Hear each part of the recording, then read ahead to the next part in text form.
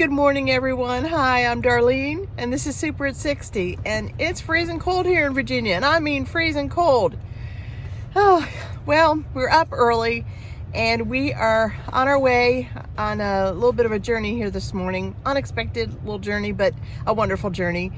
And we're going down to my oldest brother's house, and we are going to pick up my mom. She lives with him. And we're going to bring her back to our house for a couple weeks, and I'm so excited about that. I love when she comes and visits us. We always have such a good time together. She's a sweetheart, and I'm sure that you'll be meeting her at some point during her couple weeks stay. I want to ask her a couple questions and hopefully get it on film. Hey, Brownie, how you doing back there? You're not a happy camper, are you? You don't like being in the car. You poor little thing. So anyway, thanks for coming along, and here we go.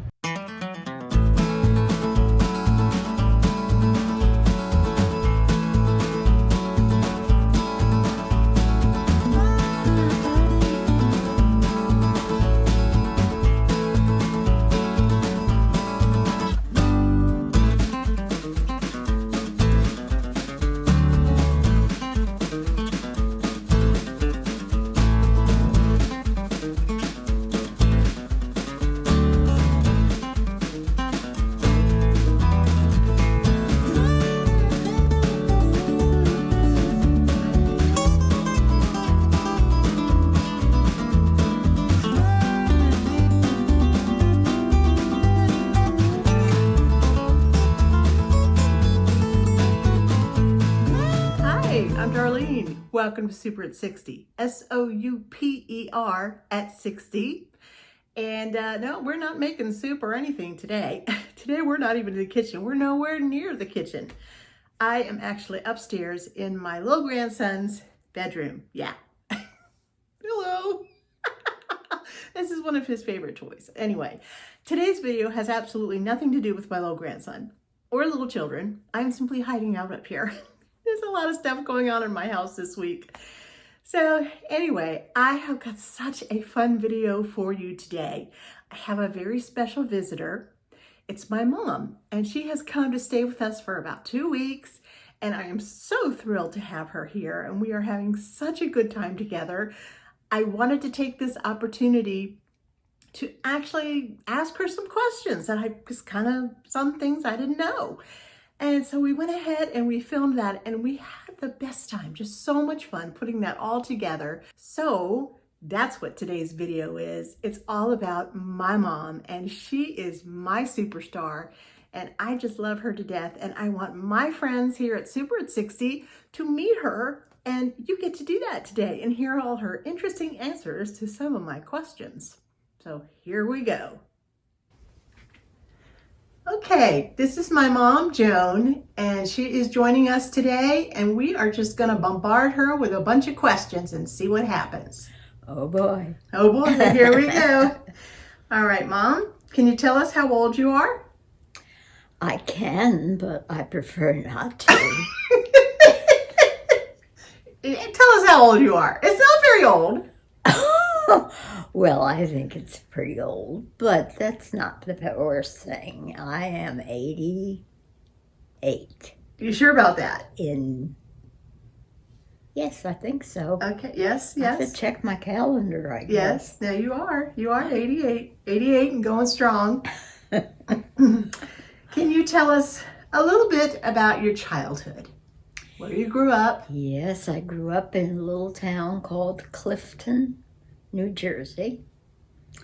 I lived in an old farmhouse. It was a rented property with my mother, my dad, my sister, my grandmother and grandfather for her considerable number of years before they passed on. And I enjoyed all the fun of growing up in the out of doors and learning about how to raise vegetables and gather the eggs from the chickens, chase the turkeys and pull out their tail feathers, and just all the good things that you have on a small country farm. Did you spend a lot of time in the kitchen with your grandmother and your mother? Yes, we did. Saturday was baking day. Oh, what did you bake? Grandma always had loaves of homemade bread. Oh my goodness. And it just filled the house with this wonderful smell. I can imagine. And then Grandma would come up with some kind of salad and so forth. Shrimp salad. She'd like to make shrimp salad. Yeah, I'm I just remember thinking her. of that now. And you used to make it a lot too. Yeah. It was it's good. Delicious. I'll have to make that on a show. Yeah. And Grandma was always the head chef. She was the chef in charge of things. Mm-hmm.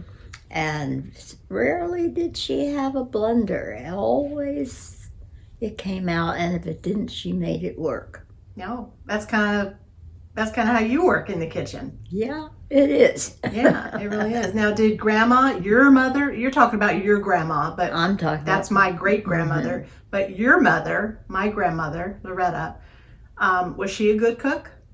Oh, yes, but it took her years to get there. So she learned from her mother-in-law, which is the grandmother you're speaking Exactly. of. Okay. They both ended up being the best cooks I've ever known. So. Oh, I'm sure. I'm sure of that. Yeah, Grandma was an incredible cook. Yeah, and so you enjoyed being in the kitchen? Very much. It was always a pleasant, chatty place to be. Right. Did you have a lot of company? Oh, yes. Parties? Everybody knew that Sunday afternoon, if they got there at just the right time, it would be dinner time, and that was usually a kind of pickup, kind of a little bit of this and a little bit of that. Good way to get rid of your all the things that you just had a little bit of each, and everybody just scarfed it all up. And I'm sure. we never had to do anything but wash the dishes. Right. We didn't have paper plates. No paper plates back then. Huh? So you and your sister, you have a sister. You had a sister. I had a sister, yes. Eleanor. And did the two of you enjoy time in the kitchen together? Oh, yes. Actually, she was the better of the two of us as far as cooking. Right. But she was not as adventurous as I was. Oh, okay. I would dare to try something and not tell anybody about it. Oh, really? Yeah. You want to tell us? Oh, no, those are private secrets. Now, did you ever bake bread? Actually, I never got the gist of the kneading part. Oh, well, I'll have to show you. Yes, you will. I guess it's skipped a generation, huh? I think so. Well, people don't do that anymore. You'd be surprised. Well, a lot of people don't, I should say. Yeah. But it was a fun time. We were relaxed about it and just got in the mood for it and enjoyed it. And Good. when it was ready, we ate it. Okay, can you tell us how to prepare one of your specialties, which is a casserole? You made so many casseroles. Casseroles are the miracle food. Yeah, they are a miracle indeed. With the number of ladies that work outside of the home today, they need something that can be tasty, nourishing, and maybe feed a couple of extra people that might have been just sitting around waiting to be asked. Right. But if you have leftover vegetables, leftover meat and gravy, add to that some rice or noodles or macaroni, grated cheese. Well, get that all mixed up. You've got a pretty big casserole. Yeah. some people might like to add ketchup to it for a little bit of extra taste, flavor, color. Not too much of it, I mean, don't dump a whole bottle in, but just enough to give it a nice color and a nice little tinge to the gravy mix. And that's about it. You know, my grandmother was the chief pie baker. She was fantastic. Years later, I learned from the family that Grandma actually worked for some very wealthy people in Europe. Oh. Before she came to the United States, and she learned a lot of what she knew from them and what they demanded. Oh, okay. So that's why she was so good at what she did. I see. Okay. All right, so you had two great influences, your mother and your grandmother. Yes. All right. When did you give your life to Jesus? Because I know you're a Christian. Yes, I was blessed to have known two wonderful people who dedicated their childless marriage to being with the youth group of the Clifton Reformed Church. And this couple, they were like second parents to this silly, giggling group of girls and boys. And they would take us places. We went on overnight campouts. We went to New York City. So it was like a youth group. It was a youth group, a very large youth group. And Evan and Bill were just, anyone who knew them was blessed because they were very special people. And this one year, Billy Graham was having his crusade in New York City. And our group wanted to be there, and so Evan and Bill arranged for a trip into New York, and we found our way, didn't know where we were going, but we got there in time for the sermon and for the call to come forward. And that was the day that I accepted Christ as my Savior. And how old were you? 14. Wow. Well, I'm grateful for that because you gave your faith to me. And I have passed it on to my boys. It's the most important gifts we can give our children, isn't it? It certainly is. Yes. So when did you meet Dad? When did he come into your life? I met that wonderful man when I was in this youth group. He also was a member. And we went to the same high school. Oh, okay. And he was very mischievous. Yes, he was. And he would drum up the funniest things just to have me notice him. You know, he would go through the hall at the bell ringing to change classes, and he'd give the door to my room a kick. And all the kids in the class knew who that was and who he was trying to get the attention of. Well, he did catch my eye. Yeah. And we had about 3 or 4 years before we graduated. This was, say, the first year of high school. And we got involved in a lot of the high school things along with the church group. And, so when you met Dad, was it love at first sight? Pretty much. He was hard to resist. He was handsome. He was very determined, let us say. And before long, we were a twosome. Yeah. And then, of course, the war came along. Right. So we knew that was going to take him away for a while. And it did. And thankfully, the Lord protected him, brought him home safe and sound. Right. And we went on a little second honeymoon, since we'd only been married for 10 days when he left for overseas. Wow. We knew he was headed into a war zone. It was a tough time, very tough. But we both had the same faith. He came from a very Christian family. Mine was not that devoted. But I was a separate person, and I did what I thought was right. And we knew that we would want to have a family, and that family would want to be raised within the faith, which it was. Yes, it was. So, what was your biggest struggle in your life? Money. Money? There wasn't enough of it. Not enough money. Okay. So we were like the poorest family on the block, huh? You might say that. You might say that, huh? You might say that. Well, we kids never knew it. We thought we were rich. We thought we had everything.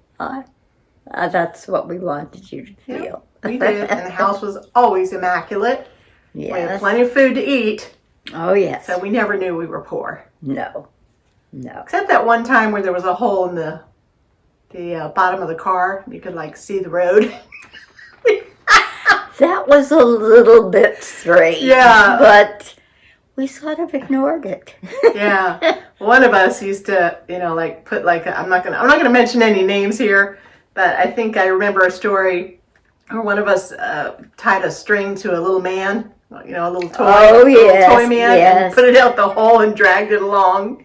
And I think that was pretty funny. Yeah. Also, when he got to his destination, all he had left was the string. A stub. Oh. That's funny. Yeah, those were well, good Mom, days. is there any advice that you would give to a new cook in the kitchen who's like lost and not quite sure what to do? Well, my family always laugh and say that I was the adventurous cook because I didn't always follow a cookbook. And I just had flavors that naturally went together, complemented each other. And I wasn't afraid to just try something different. If the family liked it, fine. If they didn't, we'd never have it again. And that's just the way I cooked, pretty much. Right. You get to know what your family likes, and so they become the favorites. So you think if a new cook just gets into the kitchen that she or he should not be afraid just dig right in and try things?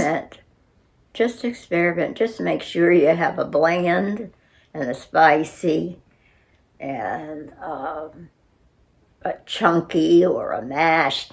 Just things like that you can put together and it will hold together with the sauce. You've got dinner. Got dinner ready to go. Anything else you'd like to add today? No, I'm just very happy to be here. Oh, we're very happy to have you here. Thank you. It's been a joy having you. And thank you for answering all my questions. No trouble. And I hope that you'll come back again sometime. I certainly would love to do that. Oh, thank you very much, Mom. You're welcome, honey. Well, I hope that you enjoyed today's video and me talking with my mom. Oh my goodness, some of those stories I have heard before, but it was so wonderful today because she felt very relaxed, she said, and she actually stuck some things in there that I didn't know before. So that was very exciting. I was absolutely thrilled to hear some of the answers to my questions. Thank you so much for joining me today. And in the comments below, if you just leave me something, what questions would you love to ask your mom? And if your mom is no longer here with you, what questions that you have burning away that you would have loved to have asked her had you been given the opportunity? I think moms are so special. We have a real responsibility to our children to make sure that we are the best role model that we can possibly be. And I hope that you enjoyed her answers. I thought they were beautiful, and that's my mom, all wrapped up in a beautiful package. You saw her all on perfect display today. Thank you again for joining me. I'm Darlene. This is Super at 60. I will see you really soon with some fantastic videos coming out. I'm very excited about it. So we'll see you again soon. Bye-bye now.